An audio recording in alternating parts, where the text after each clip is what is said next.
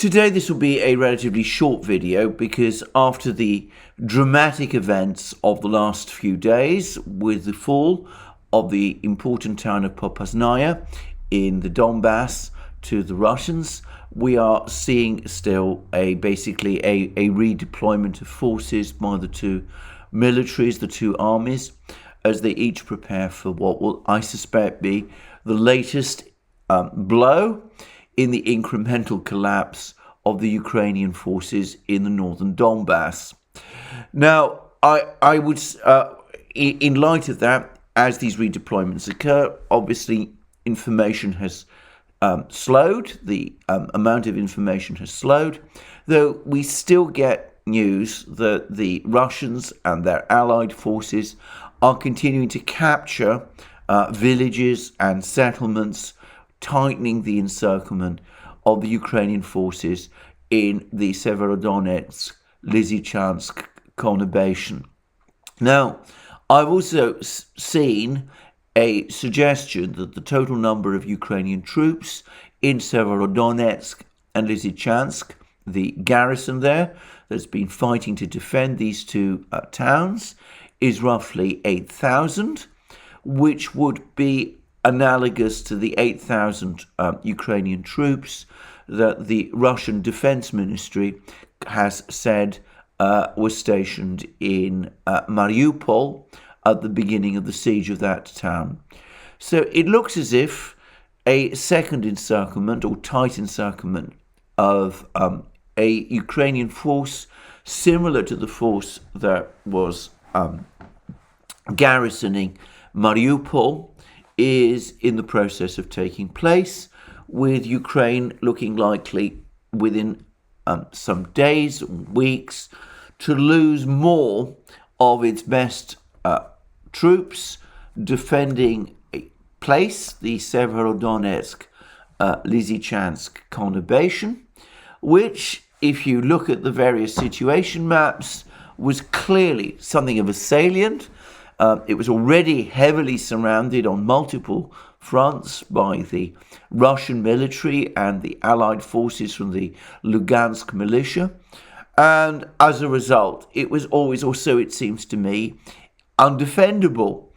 And as various people have been pointing out, and indeed, as I believe I myself have said in earlier programs, it never made much sense for the Ukrainians to keep their troops there. It always made more sense to pull them back to more defendable lines. The reason the Ukrainians kept their troops in Severodonetsk and Lysychansk is, again, because they're clearly receiving these stand and fight orders from Kiev, which shows, if I have to say this, a reckless disregard for the lives of these soldiers, in a way that I have to say I find militarily baffling. I'm not a military person, but it really doesn't make any kind of sense to me from any kind of military aspect. I would have thought that you would want, if you're a commander, you would want to keep your army intact. And of course, I suspect the other factor is that Severodonetsk, Lysychansk, and the settlements around are the last part of Lugansk region that Ukraine controls, and Ukraine doesn't want to seem or appear to have lost all of Lugansk region, because that would be another psychological blow, one accelerating the drift towards the breakup of Ukraine with the loss of the entire Donbass. Anyway, whatever the reasons, and they do all seem to me to have been political, it's now becoming increasingly clear that the condition, the situation of the Ukrainian troops in Severodonetsk and Lysychansk is rapidly becoming desperate. And here I'm going to say something further, which I had not appreciated, not being a military person and not being somebody who's able to read maps terribly well. As some of you may know, I have eyesight problems, so it's not easy for me to read maps. And of course, there are maps, and here one has to perhaps have more accurate maps or more detailed maps, which don't just give you an idea of where places are, but also of the general contours of the landscape. And this, of course, is something I hadn't done, but which has now been all very clearly explained to me, and which you can find more fully discussed in a video done by Jacob Dreisen, which you can find on the Dreisen report, and which you can also now find on our own channel, the Duran, in which he discusses, this is his latest video, in which he discusses this battle and the importance of Popasna and why its fall is consequential. Because it turns out that Popasna is on high ground. So it is apparently one of the tallest places in this part of the Donbass. So that means that if you station your artillery on Popasna, you can dominate with that artillery. And of course, the Russians have an overwhelming preponderance of artillery. You can dominate the surrounding landscape. And that puts you in a position where you can monitor and fire upon Ukrainian troops, both within the Severodonetsk, Lysychansk conurbation, and of course also interrupt whatever supplies they may still have. So it seems that Popasna really was the hinge in Ukrainian defences in this area, and its fall has put the Ukrainian military in the northern Donbass in a critical position. It seems that it's rather like another settlement called Volnovacha in the southern Donbass, which was critical in defense of Mariupol, and whose loss and capture by the Donetsk militia paved the way for the full encirclement of Mariupol.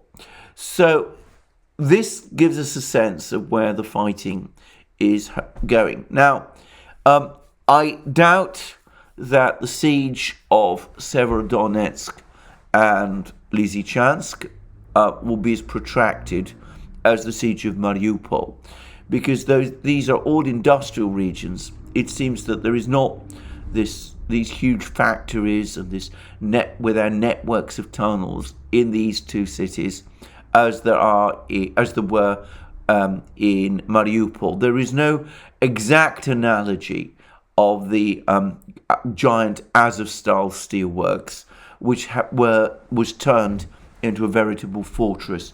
I also get the sense that the Ukrainian troops in Severodonetsk and Lysychansk are troops of the regular Ukrainian military. They don't have some of the ideological motivations that some of the Azov fighters had in Mariupol. So I suspect that the fight in Severodonetsk and Lysychansk will not be as protracted. And in fact, yesterday there were reports that some Ukrainian troops, a Ukrainian brigade, or at least what's left of that brigade, has actually already retreated from Lysychansk, or has been trying to. Though it seems that, like most Ukrainian military formations in Donbass, it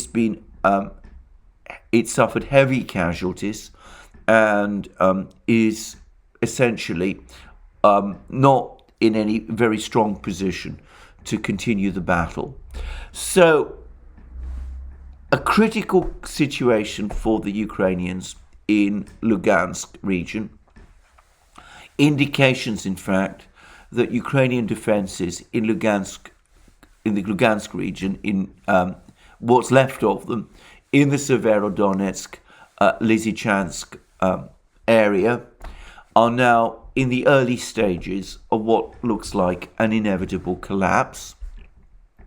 Another loss of 8,000 men trapped in Severodonetsk, Lysychansk, adding to the heavy losses that Ukraine has already suffered elsewhere in the Donbass.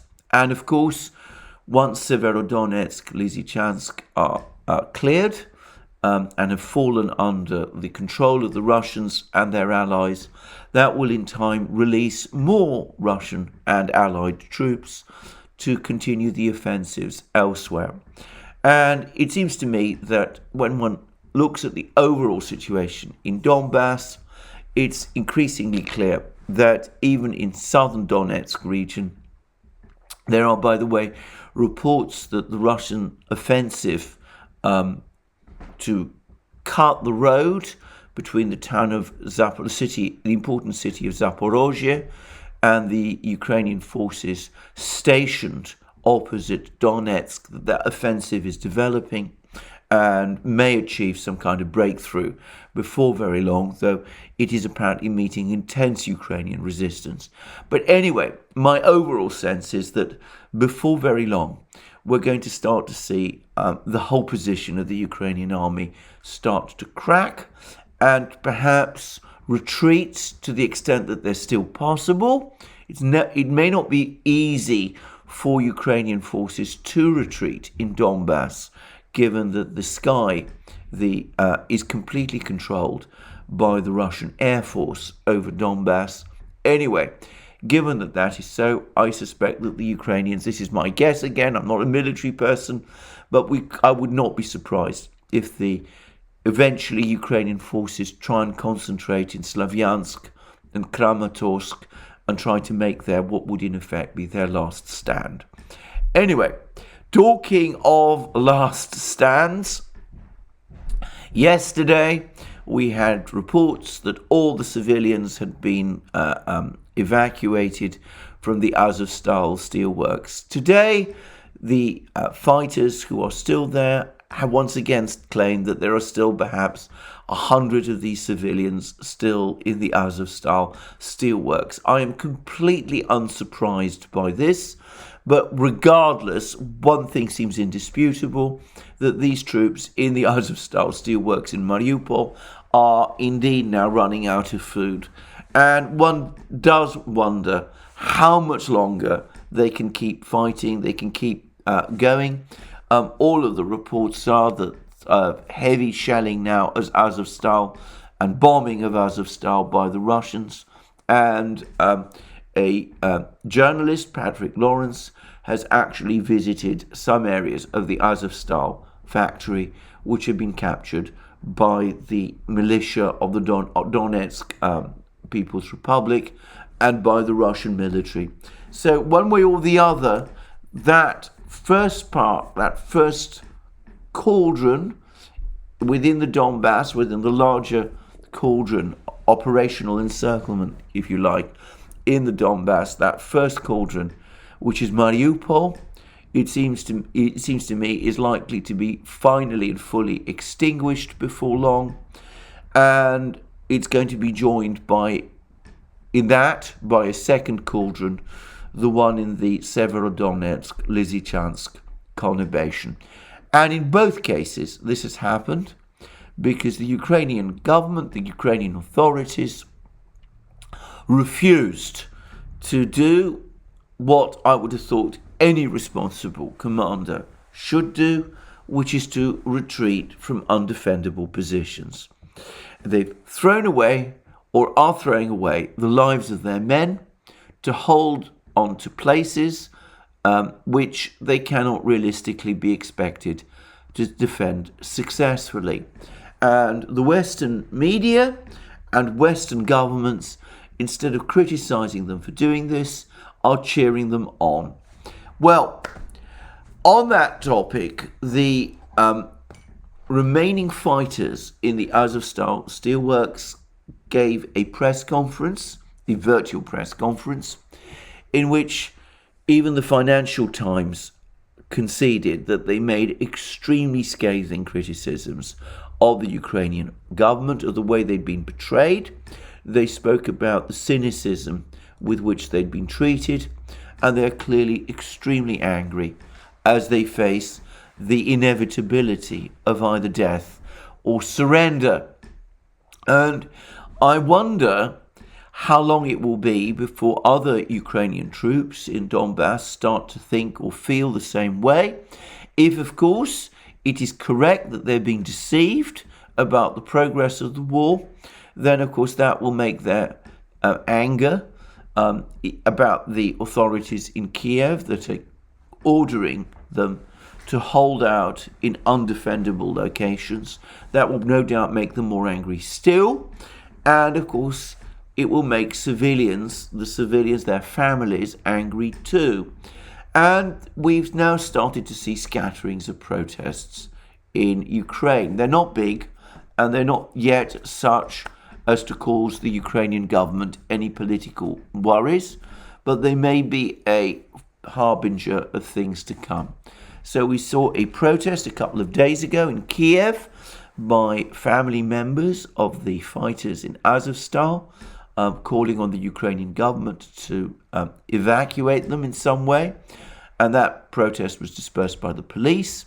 And we've also seen scattered protests in western Ukraine as the families of people who are conscripted or being conscripted protest against this, sensing that their menfolk are being sent to their doom, either death, captivity, or wounding in this grinding war in the Donbass. So I do wonder how much longer it will be before these protests start to gain force, because that, it seems to me, is where is the situation that the Ukrainian government is creating as a result of these stand and fight orders. Now, I want to follow up on this with that extraordinary battle over Snake Island, because the Russians have now provided a fuller account of what has happened. And I'm not going to go into the details of it, but it does seem that my discussion of it yesterday was reasonably accurate, in the sense that the Ukrainians made this attempt through amphibious landings, through airborne landings, through shellings, through all kinds of maneuverings to capture Snake Island, this small uninhabited island off the coast of Odessa, which, as far as I can see, has no great strategic significance, despite what people say. And we now get more information about the scale of the losses they suffered. And the Russians talk about 50 Ukrainian soldiers being killed, together with, no doubt, the pilots of an air crew of various Ukrainian aircraft which was shot down. And of course, the attack on Snake Island also provoked heavy retaliation by the Russian military against air bases and other facilities in Odessa, which will no doubt have caused more losses as well. There was a rather grisly detail from some of the Russian reports about 24 bodies of dead Ukrainian soldiers being washed onto the shore at Snake Island. Well, of course, I can't confirm that, but the overall picture of a hideous debacle in this battle for Snake Island seems to be becoming clear.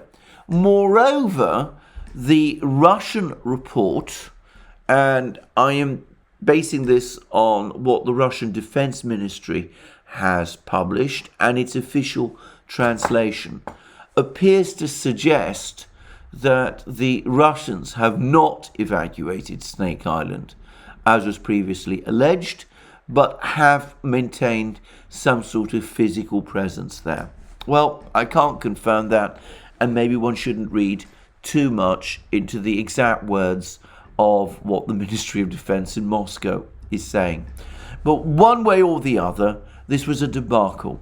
But the most interesting fact about this debacle is that the Russians claim that the order for it, the personal order to carry out this attack on Snake Island, came from no less a person than President Zelensky himself.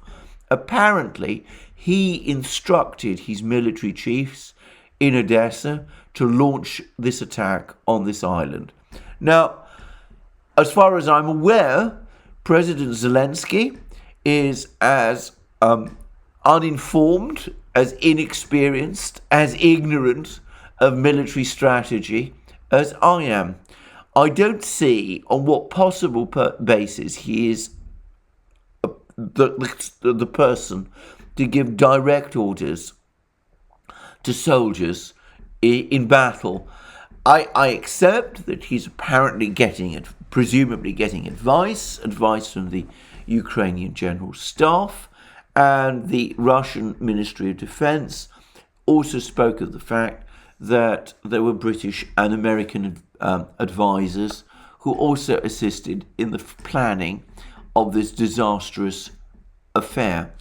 But even if one allows for the fact that Zelensky is getting advice from someone, nonetheless, he is a politician, he is a civilian, he's somebody who does not have a military background.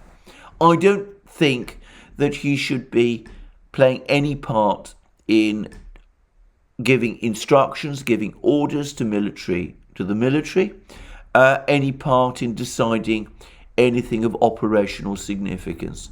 Certainly, as speaking as a civilian, I think that even a civilian like myself, who's now getting all kinds of advice and information from people with military backgrounds, should never meddle in military affairs directly. I think that is completely inappropriate. Now, if this has happened, it confirms two things. Firstly, it confirms my view, which I expressed in the program that I made yesterday, that these advances, this attack on Snake Island, this fictional offensive in Kharkiv, in which apparently only a few hundred troops on either side are involved, these offensives, these attacks, are not being carried out because they have any military or strategic importance.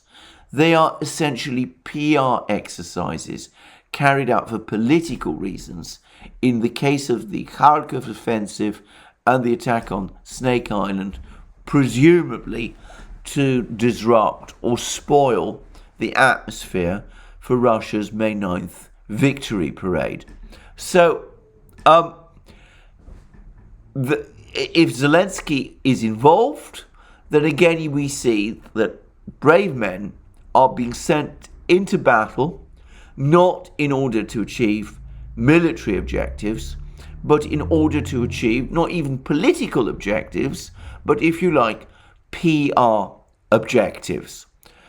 But the second point I want to make is that if, again, people like Zelensky, if it is the politicians in Kiev who are making or involving themselves in key operational decisions, then that makes this strange and ultimately self-defeating policy that we see in Donbass, and which we see specifically in the Severodonetsk, Lysychansk conurbation, this strange policy of ordering men not to stand and fight instead of retreating.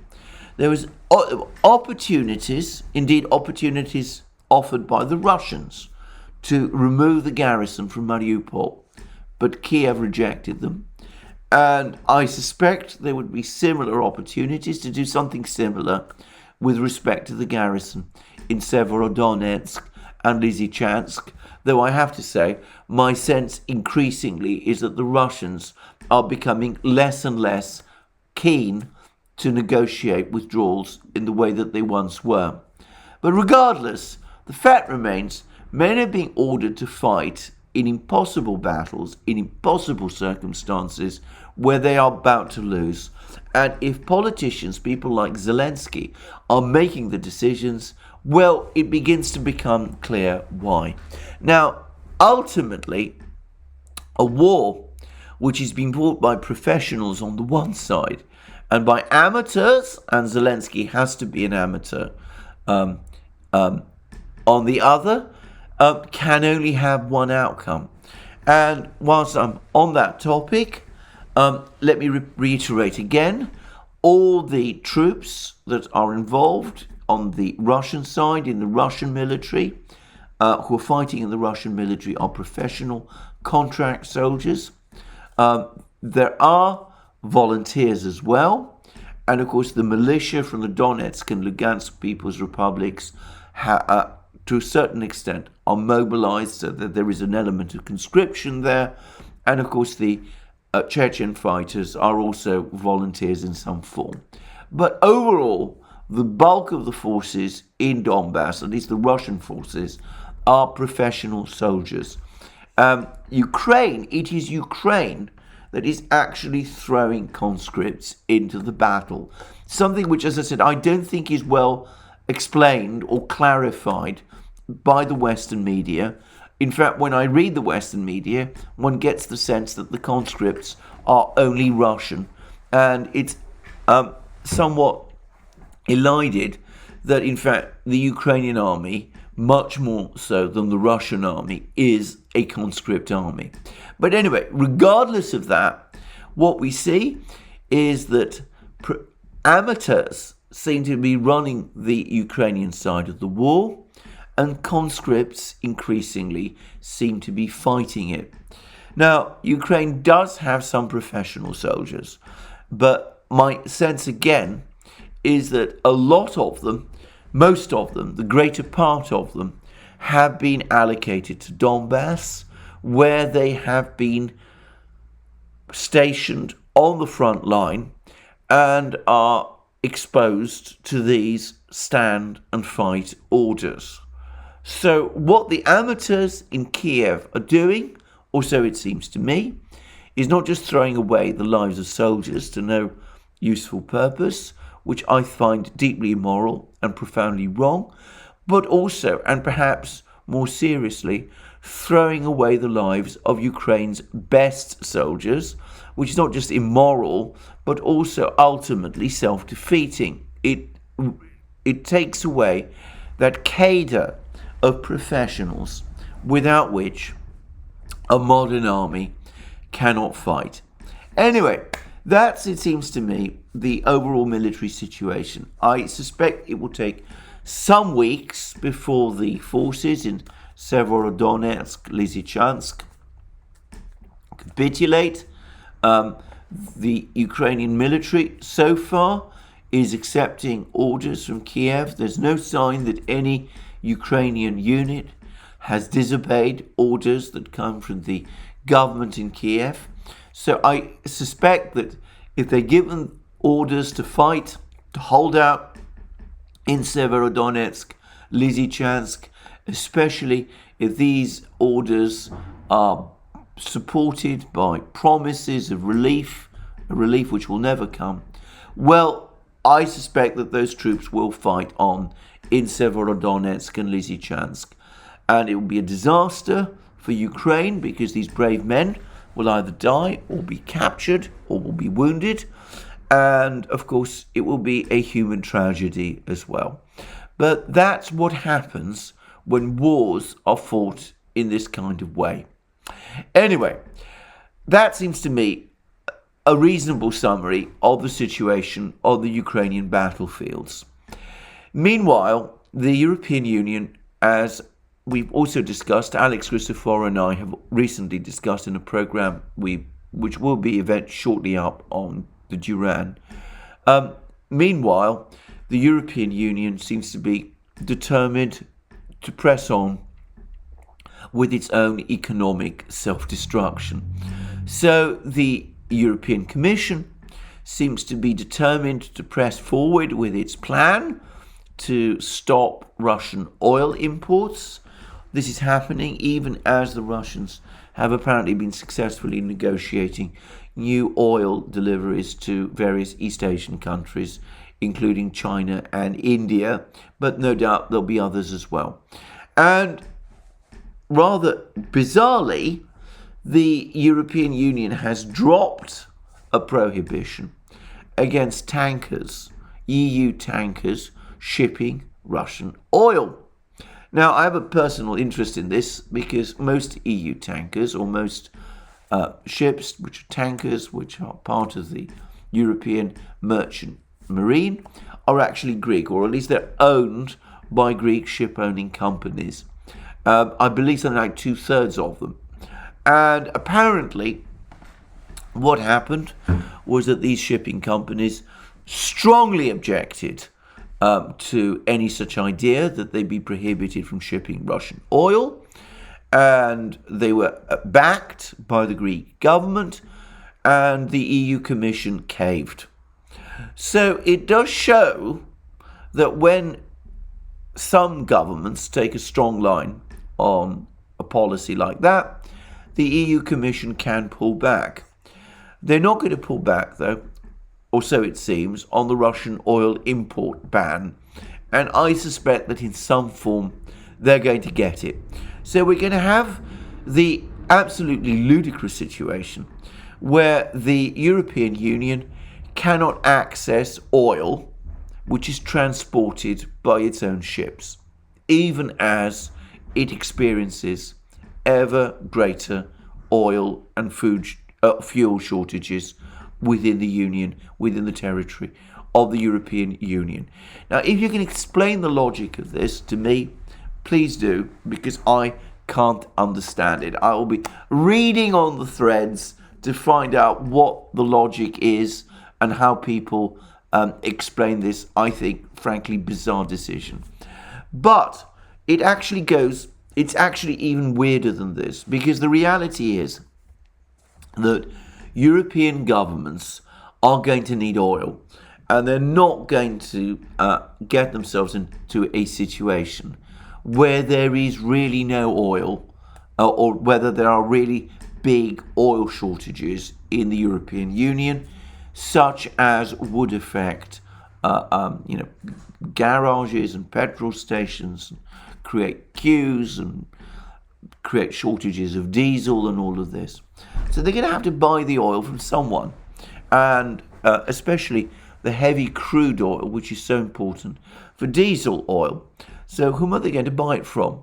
Well, the Saudis, the Gulf states, will produce some oil, but they've already said that there's limits to what they can produce, and besides, they produce mainly light oil, which is less suitable for conversion into diesel. The same, of course, is true of Nigeria, Angola, all these other places.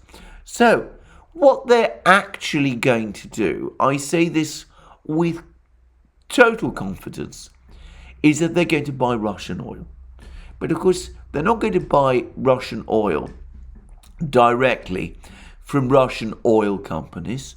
They're not going to buy that oil, say, from Rosneft. They're going to buy it through middlemen.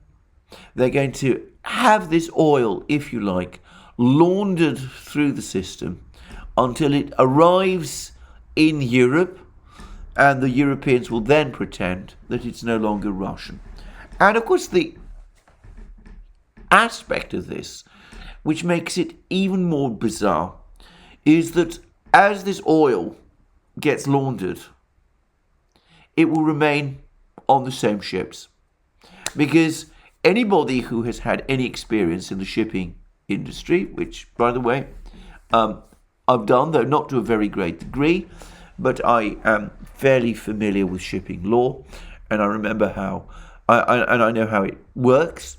Well, anybody who is familiar with all the, arcane world of bills of lading and all of that sort of thing will know that in practice and in fact, it is extremely difficult to control the movements of cargoes and to track them at all times. It can be done, but it requires time and effort. And of course, if the European Union is quietly importing Russian oil, or if EU member states are, and remember, enforcement of sanctions is the business of the EU member states, well, most of them will look the other way. So what you're going to have is an oil tanker, a Russian oil tanker. It will leave, well, presumably Murmansk or Vladivostok or one of these ports. It will then sail in the seas. It will then sell its the cargo on it, which will be oil, will be sold to customers in Malaysia, and then they'll be sold to customers in Japan, and then they'll be sold on to customers in who knows, the Philippines, Hong Kong, somewhere. And eventually, once it's gone through all of this long process, and it's been also to some extent probably blended with oil from other places, from the Gulf, who knows, eventually it will find its way to Europe. And that is what is going to happen. And I can say that as night follows day. I would also say that the people who are perhaps the most skilled at this sort of thing are the Greek ship owners who will be controlling these tankers. So in practice, the European Union will continue to import Russian oil. Only, of course, it will continue to import it at a much higher price.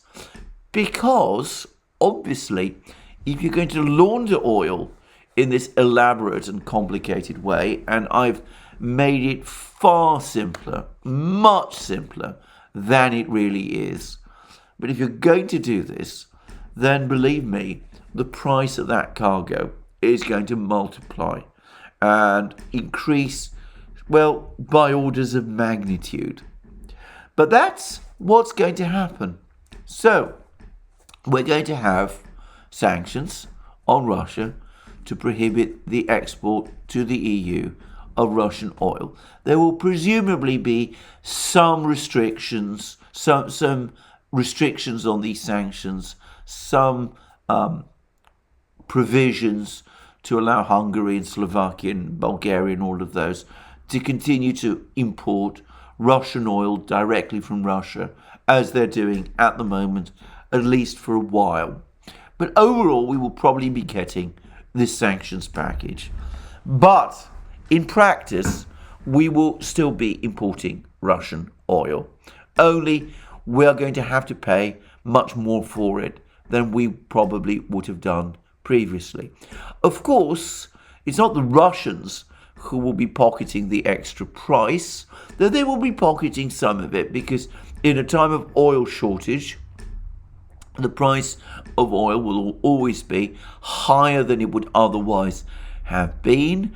And of course, some of that will end up in Russian hands. Some of the money for that expensive oil will end up in Russian hands. I mean, the middlemen will be prepared to pay more for that Russian oil because they know they can sell it at an even higher price to the European Union. But anyway, in the European Union. But anyway, the people who are going to benefit most from this are the middlemen. The Greek ship owners, the various merchants and brokers and all of these people. Some of this is quite a complex and curious world, not all of which is based in London, contrary to what many people think. Anyway, these people are going to make a killing. They are going to make a huge amount of money out of this sanctions package.